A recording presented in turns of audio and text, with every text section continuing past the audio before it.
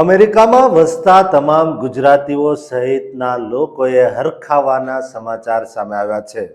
વર્ષ 2026ના ટ્રમ્પના નવા ટેક્સ કાયદા એટલે કે વન બિગ બ્યુટીફુલ બિલ એક્ટના કારણે હવે કરદાતાઓને ટેક્સમાં બહુ જ મોટો ફાયદો અને મોટી રકમનું રિફંડ મળવાની સંભાવના ઊભી થઈ છે, જેનાથી સામાન્ય લોકોના ઘરના બજેટને એક નવો આશરો મળશે।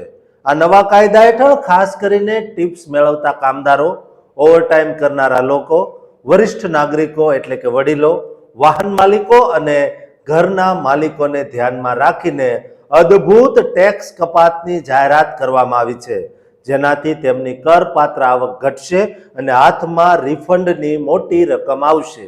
આ કાયદાની મુખ્ય વિગતોની વાત કરીએ તો હવે ટિપ્સમાંથી થતી આવક પર કોઈ ટેક્સ લાગશે નહીં અને પાત્ર કામદારો વર્ષ 2028 સુધી પોતાની ટિપ્સની આવકમાંથી $25,000 સુધીની મોટી રકમ બાદ મેળવી શકશે।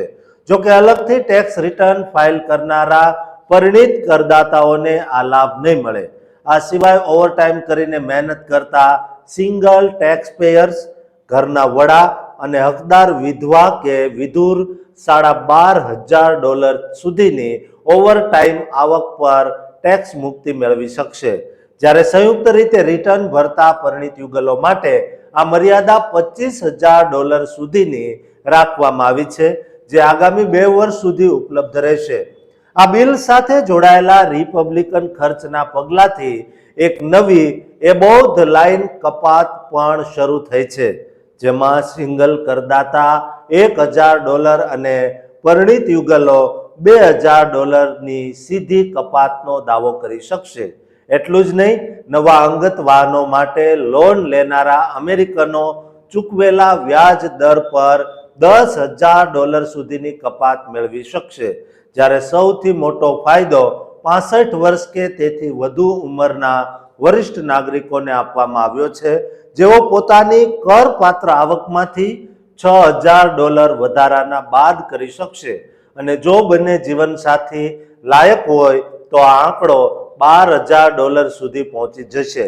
આ સાથે જ યોગ્ય મોર્ગેજ વ્યાજ અને પ્રોપર્ટી ટેક્સ પણ વર્ષ 2028 સુધી બાદ મળવા પાત્ર રહેશે, પરંતુ જો તમારી આવક ઘણી વધારે હોય તો અમુક મર્યાદાઓ પછી આ લાભો ધીમે ધીમે ઘટવા લાગશે, એટલે કે ઉચ્ચ આવક ધરાવતા લોકોને આનો પૂરો લાભ નહીં મળે। બીજી તરફ ટોકર રિસર્ચના એક નવા સર્વેમાં 2000 કરદાતાઓના અભિપ્રાય મુજબ જાણવા મળ્યું છે કે આશરે 79% લોકોને આ વર્ષે ટેક્સ રિફંડ મળવાની આશા છે અને આ લોકો રિફંડ મળવાના 6 મહિના પહેલાથી જ તેના આયોજનમાં લાગી જાય છે। 52% લોકો માટે આ રિફંડ તેમના વાર્ષિક બજેટનો અત્યંત મહત્વનો ભાગ છે અને 77% લોકો આ નાણાં લક્ઝરી પાછળ ખર્ચવાને બદલે ઘરની અનિવાર્ય અને જીવન જરૂરી ચીજ વસ્તુઓ પાછળ વાપરવાના છે। તેમાં 52% લોકો ઘરનું ભાડું બિલ ચૂકવશે, 44% લોકો કરિયાણું ખરીદશે અને 37% લોકો ક્રેડિટ કાર્ડનું દેવું ચૂકવશે, જેમાં 55% લોકો તો તહેવારોના દિવસોમાં થયેલા દેવાને પૂરું કરવા માંગે છે। માત્ર 8% લોકો જ આ રિફંડ લક્ઝરીમાં વાપરશે, જેમાં કપડાં, મનોરંજન કે નવો ફોન ખરીદવાનો સમાવેશ થાય છે। આ વર્ષે સરેરાશ ટેક્સ રિફંડ $1,700 આસપાસ રહેવાની અપેક્ષા છે, જેમાં 22% લોકોને ગત વર્ષ કરતાં વધુ રિફંડની આશા છે, કારણ કે તેમનો ટેક્સ વધુ કપાયો હતો અથવા ઘરમાં નવજાત બાળકનો જન્મ થયો હતો, જ્યારે 26% લોકોને નોકરી ગુમાવવા કે જૂના ટેક્સના કારણે ઓછું રિફંડ મળવાની ચિંતા છે અને 51% લોકોનું માનવું છે કે તેમનું રિફંડ ગત વર્ષ જેટલું જ સમાન રહેશે।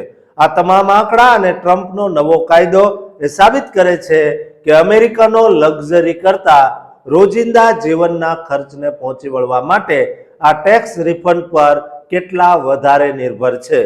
દોસ્તો, આ નવા ટેક્સના નિયમ અને ટ્રમ્પના નવા કાયદા પ્રમાણે તમને કેટલો ટેક્સ પરત મળશે તે તમે કોમેન્ટ કરજો અને આ કાયદાથી તમને કેટલો ફાયદો થવાનો છે તે પણ ખાસ લખજો। સાથે જ જે લોકો ટેક્સ ભરે છે પણ રિફંડ નથી મેળવતા તેમને આ વિડીયો શેર કરજો, જેથી કરીને તેમને પણ આ વર્ષે $25,000 જેટલું રિફંડ પરત મળી શકે. દોસ્તો, તમામ ગુજરાતી ભારતીયોને આ વિડીયો શેર કરજો અને આ ચેનલને સબસ્ક્રાઇબ કરવાનું ચૂકતા નહીં.